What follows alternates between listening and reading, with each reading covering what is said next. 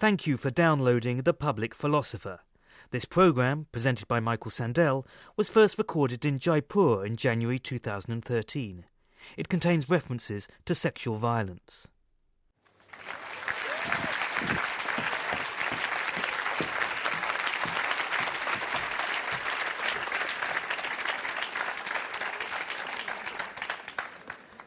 Hello, my name is Michael Sandel. Welcome to a new episode of The Public Philosopher. In previous episodes, I've been in the UK and in the US to discuss with audiences some of the big philosophical questions that arise from very concrete and often pressing political issues of the day. This time, we're doing an episode of The Public Philosopher from India, from the Jaipur Literary Festival. We gather in the aftermath, the fraught aftermath in India, of a horrific crime, a gang rape and murder of a 23-year-old young woman on a bus in Delhi in December. And the aftermath has involved enormous amounts of civic activism, social movement demands that the government respond more vigorously to crimes against women, violence against women. And so today, here in Jaipur, we'll take up the question, is rape a special kind of crime? But before we turn to the question of sexual violence as such, I would like to begin by putting to you, here in the audience in Jaipur, a question about sex selection. Should parents have the right to choose in advance the sex of their child? New technology makes it possible. The use of ultrasound and sex-selective abortion is one way. And with assisted reproduction, it's now possible to choose in advance the sex of one's child, even before implantation and sometimes before conception, through embryo screening, for example. And so let me put this question to you. How many think that parents should have the right to choose the sex of their children in advance, and how many think they should not? Let's take a show of hands. How many think that parents should be able to choose the sex of their child? Not very many hands here in Jaipur. How many think they should not? The vast majority. And in fact, here in India, it's against the law to engage in sex selection, whether through sex-selective abortion or through pre-implantation or preconception sex selection methods. Let me hear from someone who believes it's wrong and should be prohibited. Yes? Sir, because it renders the process of childbirth like a process of purchasing something, and it renders a human life like a product. It makes a human life into a product. And why does choosing the sex of a child make human life into a product? Sir, because it's a process which should be guided by a natural process rather than a human process where you're choosing the kind of thing you want. Right. And tell us your name. Abhishek Jha. Thank you. Who disagrees? The woman sitting toward the back. So I'm Divya, and if I decide to have a child tomorrow, it's up to me to decide which kind I want. It's a big responsibility I am taking, so I guess if I'm giving the right to life to someone, I should choose whether it's a girl or a boy. I wouldn't abort whichever I get, but I'd like to know. And would you hope for one sex or another in your child? No, not You at all. wouldn't, but you But would I like... can choose the name. You could think about the name a bit earlier. That's true. What would you say? Hi, I'm Nikita and I'm from Mumbai. If you're allowed to probably choose the sex of your child, and if you choose your child to say maybe a male child, looking at a larger picture would probably skew the sex ratio, and in the long run that would not be good, that would actually be pretty harmful. Majority of people would choose a male child, which is probably something even I might choose to do, simply looking at how difficult it is sometimes, after looking at the brutality of the crime we just spoke about, to bring up a girl child, especially if you're not doing very well and if you're in a place where your children could be exposed to that kind of brutality. Okay, stay there. We have now two different objections to sex selection. One of them is that it would skew, or could very well skew, the sex ratio. And in fact, in India today, for every 1,000 boys, there are only 914 girls. And in some parts of northern India, the figures are in the 800s, girls relative to boys. So this bears out your suggestion that sex selection not only might, but actually has skewed the sex ratio in India. In fact, there are 37 million more men today in India than there are women. And actually, I agree with her point. And she said she'd like to know the sex of her child. But if you're completely fair and you would like the life for your child to be easier, you might as well choose the sex of your child. It's not completely wrong looking from an individual perspective, but in the larger picture, it can be really, really harmful. Well, this is interesting. So, given the choice, you yourself would be inclined to choose a boy. I probably would. I'd worry a lot less. It's very selfish, but yes. You'd worry less about the life your child would live. All right. So I want to thank you for that. That's very brave. So we've heard two objections to sex selection. One we might call the intrinsic objection, that whatever the larger social consequences, choosing the sex of a child instrumentalizes the child, turns the child into an object or a product or a commodity. And then we've heard what might be considered a consequentialist concern about skewing the sex ratio. Is there anyone who disagrees and who has a reply to these two objections? Yes. Hello, Michael. My name is Brijesh. I'm from Jaipur itself. When the parents are biased to have a boy or a girl, and it turns out to be the opposite, irrespective of the sex, if it's a boy and it turns out to be a girl, the girl will always feel a sense of dejection, a sense of a distance between their parent, because they always wanted the opposite.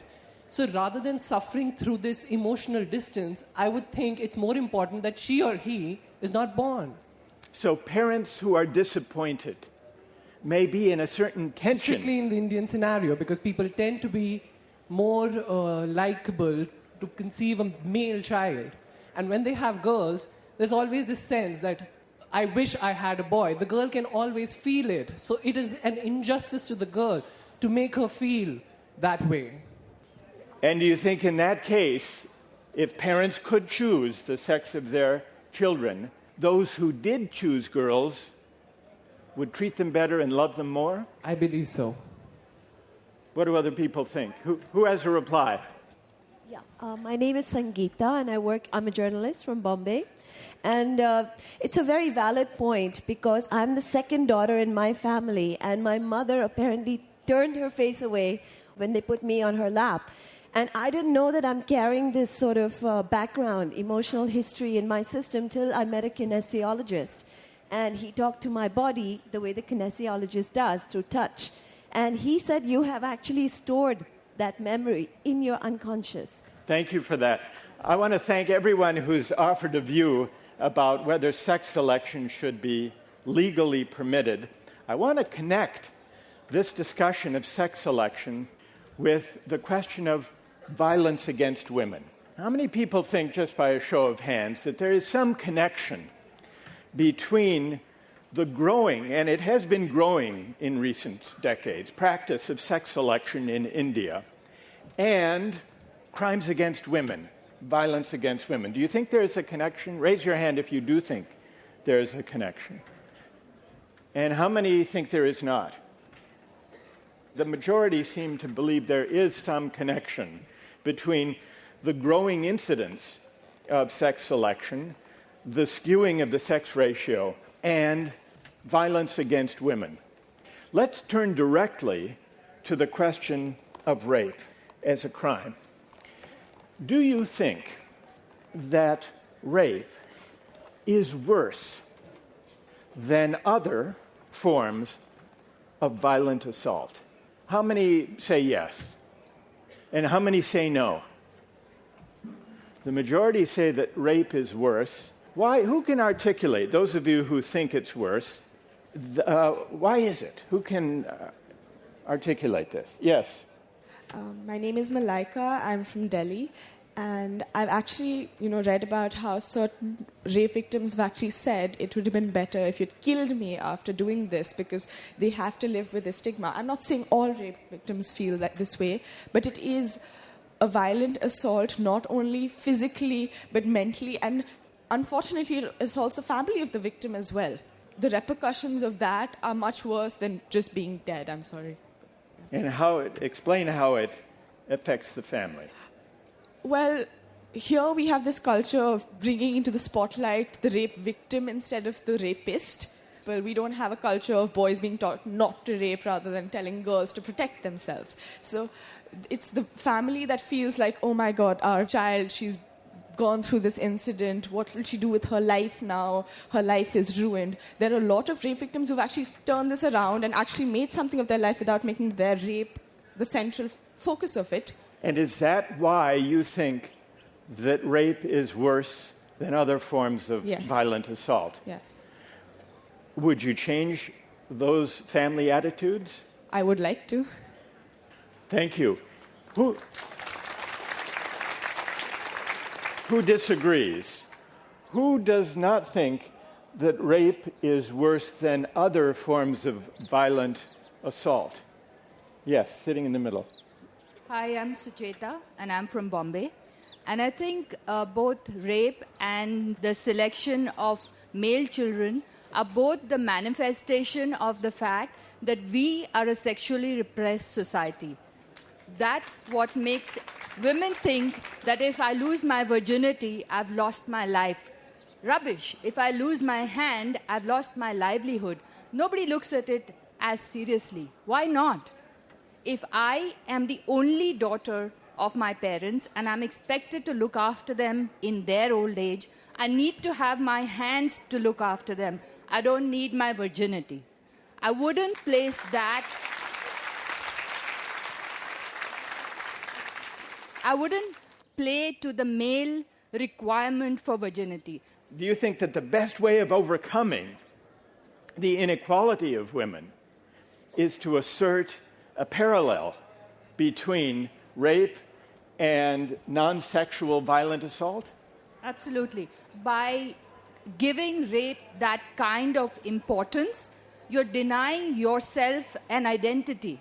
My identity is more than my virginity. My identity is me as a person in society who can do things, create a life beyond being a virgin when I'm married. I mean, Great. What the hell is that? Great. Stay there. Thank you. Hold on to the microphone because I want to hear, that's a very interesting argument. I want to hear from someone who disagrees, from someone who does not think that rape is on a par with other kinds of violent assault. Who would like to respond to this question? Yes. Speak directly to Sujeta. Hi, my name is Sabina, and I'm from Mumbai. So I agree with you in part, but I disagree as well. I do believe that because I'm a woman, biologically, forceful penetration of a man into me is the most brutalist form of violence that I can possibly experience as a woman. So while I agree with the part that being a virgin is not important, rape, I feel, is assaulting my being born as a woman, because being born as a woman, I do come with a vagina and I do come with a certain physical weakness. And it is this aspect that I feel is being assaulted.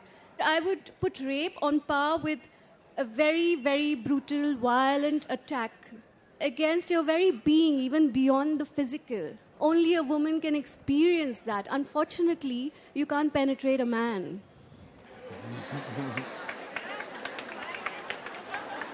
But the point, all right, I want you to be able to reply. What do you say? I don't agree, Sabina, with the fact that you say that being a woman and having a hymen is like having a weakness. No, I wouldn't let any part of my body, any one part of my body define me so completely. I agree with you when you say that rape is a heinous crime, but then so are a lot of others. And I wouldn't put it on a pedestal. That's it. All right. You want to avoid putting it on a pedestal. Sabina, you say, but it's beyond the physical attack. It's an attack on a woman's very being. That was the phrase you used. Yes. I mean, being a woman, if you put me in a room with a man who is physically stronger than me, I can use my smarts to some extent to escape from his brutality. But beyond that, I cannot escape him. In a very physical situation, I am the weaker sex, I have to admit it. It's an attack against the defenseless in that sense. Okay, thank you. I want to bring in someone else who believes that rape is a special kind of crime, worse than other kinds of violent assault. So there are others who would like to articulate a view about that. Hi, I'm Anubhav. I'm from Delhi, and I would like to add to her point, not from personal experience, but from what I know biologically, that a man can be penetrated. And a man getting raped would be an equally humiliating point as for a girl. Equally humiliating. Actually, yeah. Rape is not an attack on the gender. It is an attack on the respect or the dignity that the person holds for himself. Any other violent crime, any other violence is at most an attack on the health, on the body of the person. And in the pyramid of needs or in the pyramid of the being of a person, I would rank the health or body of the person below the respect for the person himself. So it's about respect and about dignity and identity. Definitely. That's what makes it a special kind of crime? Actually. And I would say that rape being a heinous crime, more heinous crime than any other violent crime, is actually demonstrating that the society is really mature. Are we getting down to that point that you don't want to differentiate between getting raped and getting beaten up? I have something pious in my life, and that is the respect of the women in my family. I hold it in utmost regard, and that is actually humiliating if that gets lost. Thank you for that. Yes. Hi, I'm Khushi, living in Delhi from Jaipur. I would like to agree with Sabina on one point that rape definitely is defined as penetration, but when I'm walking on the road and I know people passing comments, checking me out, that also, if it happens over a course of time, even that can amount to a sort of mental rape. The thing is, the man won't have the courage to come and rape me probably, but in his head he has been doing it. So there is a form of mental rape. But when she says that a woman is definitely weaker, don't you think it's also a sort of social construct? When we are brought up, we are told again and again that you are the weaker sex. The weaker sex is a social construct. And to stick to that, probably a woman does not train her body in such a manner that she will be able to defend herself in front of a man. But if we are trained in a society where women are also asked to be physically that active and train themselves, who says that a woman cannot combat a man? She probably can. Khushi, let me ask you this. How did you answer our original question? Do you think that rape is a special kind of crime worse than other kinds of violent assaults? I think that very much depends on the society as well. As it was pointed out earlier, in an Indian society, if a woman is raped, her family has to suffer, and somehow they take away the right from her to live. But now let's get to the question of what the penalty should be, what the punishment should be.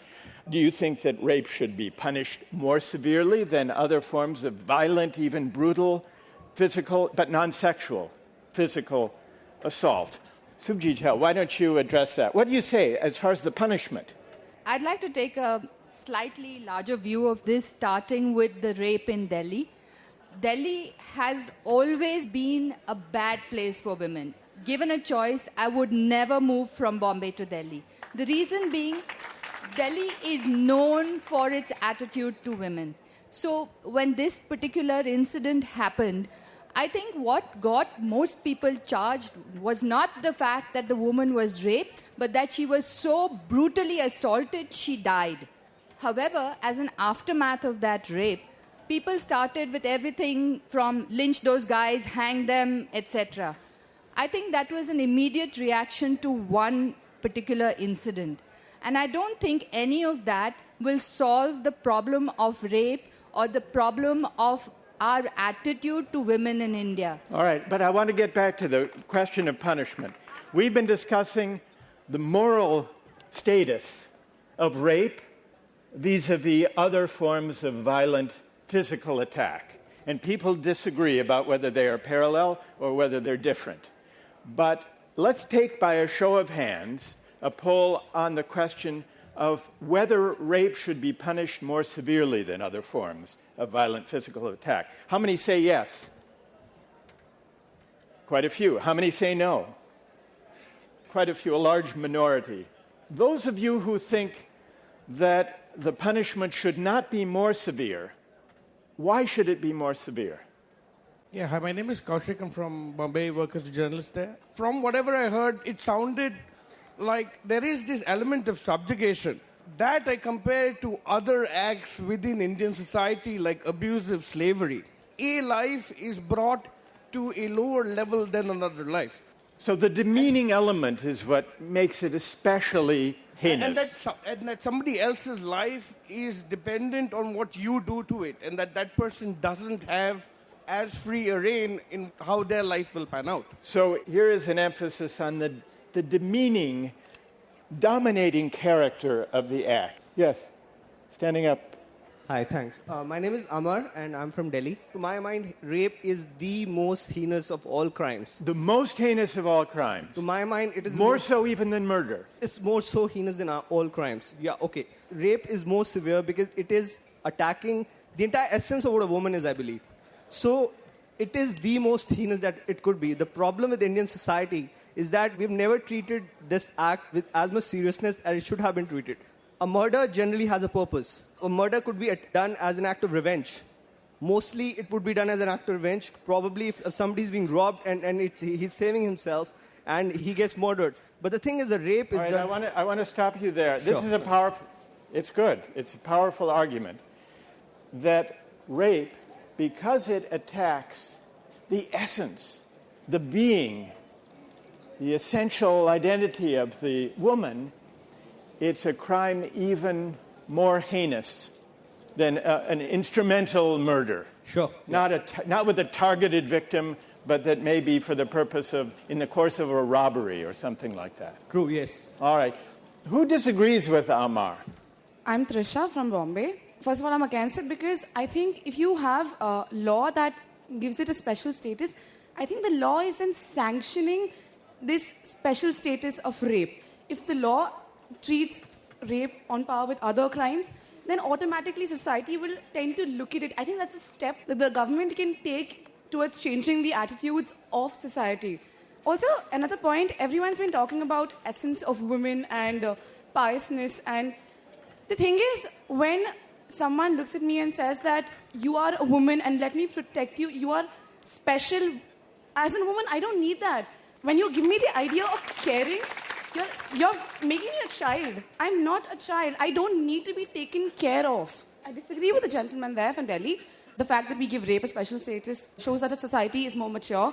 I think we're an extremely sexually repressed society if we give rape a special status. I think it just shows that we're a society which is giving sex far more importance than it does, and it's demeaning women by caring for us.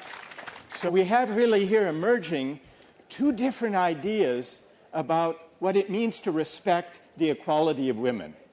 We have one view that says rape is a crime against women. It's a special kind of assault on the dignity and the identity of women.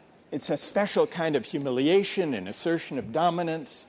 And so to respect women is to take rape especially seriously, even compared to murder, it was argued. And then on the other side, we've heard the argument that, no, to respect and to aspire to true equality, it's a mistake to make rape a special kind of crime because that presupposes traditional attitudes that put women on a pedestal and attribute to them a kind of weakness. So true equality of women, respect for women, means treating rape like any other kind of brutal physical violence. Is there someone else who would like to get in on this? Yes. Hi, my name is Vanisha and I've been living in Calcutta. I don't personally know a rape victim, but I do know someone, a girl, on whom acid was thrown on her face. She suffered 97% burns, and the girl I know passed away, but there are people who survive and have to live with that every day and every second of the rest of their lives. rape is something that we can try to mentally move forward from and try to heal the mental harm that would cause. But something that burns 90% of your body affects every decision for the rest of your life. Yes. It affects what you can do. It affects relationships that you have. It affects everything. And it's something that you can't move forward from. Good. And that is something that is much more a violation of bodily integrity and humiliates me whether a man or a woman does it. Thank you for that. Thank you. I want to pursue the line of argument that we've heard that emphasizes violence against women as especially heinous because it reaches the identity, the very being, some have argued. Now, the comparison that some have made is to random acts of violence, a murder that might occur in the course of a robbery. But let's test this idea that rape is special because it involves humiliation, that it's an assault on identity, that it's about an exertion of power, and compare it to another kind of violence that arguably has similar features, sectarian violence. What about violent assaults where the targets are chosen because of their religion? Violence of Hindus against Muslims, or Muslims against Hindus. Is there a parallel between sexual violence and sectarian violence? If what makes sexual violence especially heinous, more than instrumental, random acts of violence, is to do with identity, humiliation, domination, power. Who thinks that's a bad analogy, a misplaced analogy? My name is Vikram. I'm from Calcutta. And I'd like to say that whenever there's sectarian violence, be it in 1947 or right down to 2002, the woman becomes very important in that violence. So the violence is very sexualized. So, for example, either be it a Hindu or a Muslim, they'll target the woman and, violence directed against her to assert their own cultural superiority or communal superiority. So here again, the woman becomes a marker for the other's religion and, defending a woman, assault against another community's woman. So therefore, when you're looking at sexual violence and communal violence, I don't see that as technically very different. So sexual violence, Vikram points out, can be one expression of sectarian violence, and often is. Who thinks it's a flawed analogy? One thing that I would really like to point out is that we are taking sexual violence only in terms of women. Why don't we consider even men being a victim of it? Because and in sectarian violence, it's not just women who are suffering, and they're not the only tools of oppression or some whatever. Kids, men who are handicapped, who get amputated because of these violent attacks. Okay, one more thing that I would like to point out is that if in an island, a man rapes a woman, and there's no one else present, just that man and that woman, the effect of it and the aftermath would, I think, probably last 15 or 20 days. That's it. The reason that rape becomes so traumatic is because people are around. It's because people don't let them get over it. Because is rape just simply sexual violence or like sexual encroachment, or is it mainly a social encroachment of the woman's vagina? Yes, go ahead. With due respect to all the very young women who have been speaking, I'm very impressed with how brave and bold they are. But some thought has to be given to the fact of how long-lasting the effect of any violence or any trauma can be. Nobody gets over a rape in 20 days. That's not going to happen. And the fact of violation is not socially, sort of imposed upon you that you've been violated. You know when you're violated, even if you have no connection with society. So violation is a violation. Okay. I'd like to ask a question that steps back from the matter of violence to the question of speech, harassing speech, vilifying speech. Now, in the area of speech, the law in India does provide sanctions against hate speech directed against religions. And there are punishments for blasphemy, for defamation, directed against religion.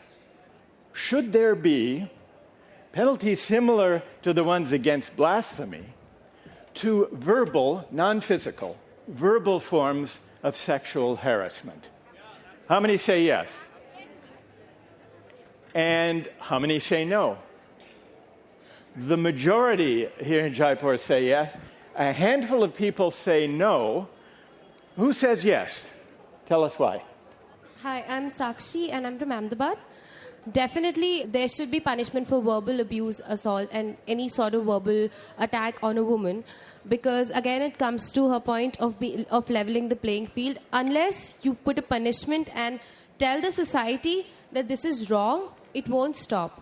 It's the same with blasphemy and sedition, that you tell the society that it's not okay to insult someone else's religion. That in the same way, you sort of tell the society it's not okay to insult a woman. I have been sexually harassed almost twice every week or something, like really badly, when I walk down the street. I don't think that's cool. I should be able to go to a police station, tell those person that, look, there's this man who's abusing me or who's sexually harassing me, and I want that man to get punished. It's as simple as that. Who disagrees with Sakshi? Yes. Hi, Siddharth from Delhi. First of all, I don't think the blasphemy law is needed. Offense of any religion should not be punishable, according to me. People, unless it incites violence in the form, like there was a speech where some guy called Akbar Osawi, he said that if you remove the police, we will kill all Hindus. Then it is something punishable. If someone just says that this God is not good, I think we should be able to tolerate it. The woman sitting on the aisle, what do you say? So my name is Parma and I'm from Calcutta. My issue is we belong to a liberal state, and when it comes to verbal assault, the line is a grey line. There's no clear-cut distinction as what is offense and what can lead to harm.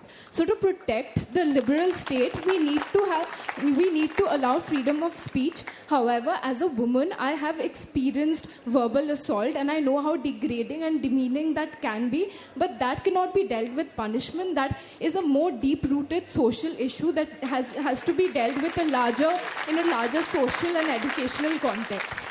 And so you would get rid of laws against blasphemy, and you would get rid of punishment for sexual harassment of a verbal kind. And most Indians don't know that eve teasing actually falls under the Preventive Detention Act, and where has that led us? No one cares about that act anymore. Paroma says that in a liberal state, freedom of speech should be respected, and there should not be laws punishing either insults to religion or verbal sexual harassment of women.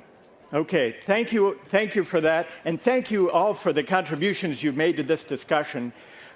We've been discussing the question of whether rape is a special kind of crime or whether it's morally comparable to other forms of physical violence.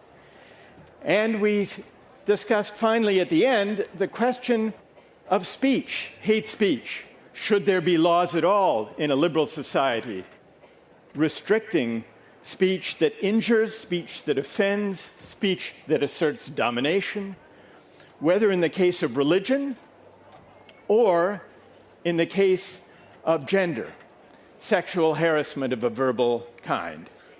And throughout our discussion, we've seen two different pictures, really, of the meaning of equality, and the meaning, in particular, of the equality of women.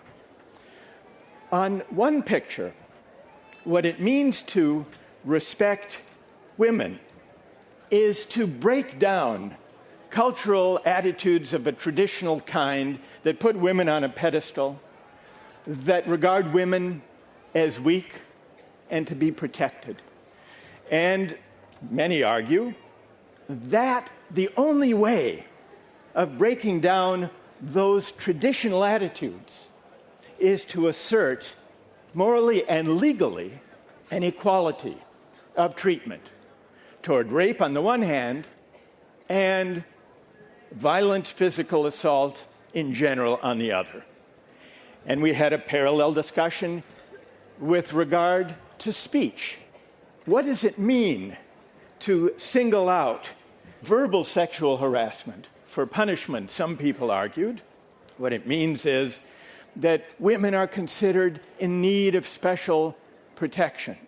And therefore, in a liberal state, the law should not constrain speech, even insulting speech and offensive speech.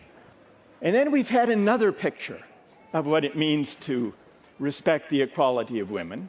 The picture that says we have to begin from where we are, and we have to consider that, and this was a point made by someone who invoked the wisdom of years, that a pure formal equality of treatment may not be sufficiently sensitive to the way in which our identities claim us.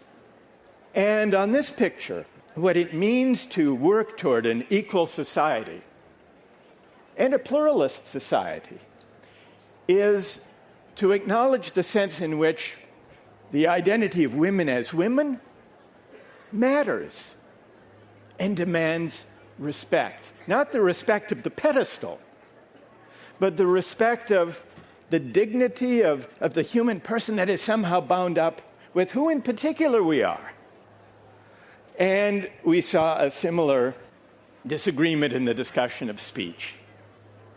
Some say that an assault, a verbal assault on religion, or a sexual harassing verbal assault, really goes to the core of identity. It's humiliating. It's a form of domination. And that to make a society safe for pluralism, we have to take special account of those kinds of offenses. Everyone here is in favor of women's equality, and everyone is in favor of a pluralist society. But what we find when we listen closely, even to some of the fiercest arguments we have in the wake of a traumatic national event, is that different strands of political philosophy run very deep and inform the different ways we try to contend together with the aftermath of this experience.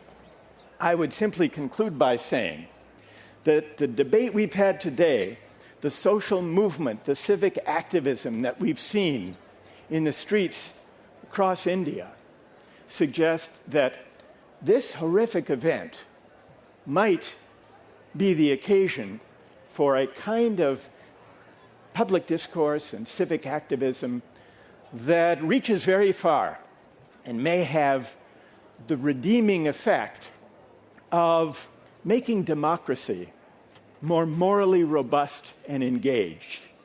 And to listen to the discussion we've had today, we've had a good example of how philosophy is not something that inhabits the clouds, but that is very much at the heart of the city and at the heart of democratic life. And so with that, let me thank you from Jaipur for joining us in this episode of The Public Philosopher.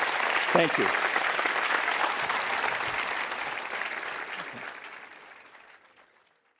That was an edition of The Public Philosopher with Michael Sandel. The producer was David Edmonds.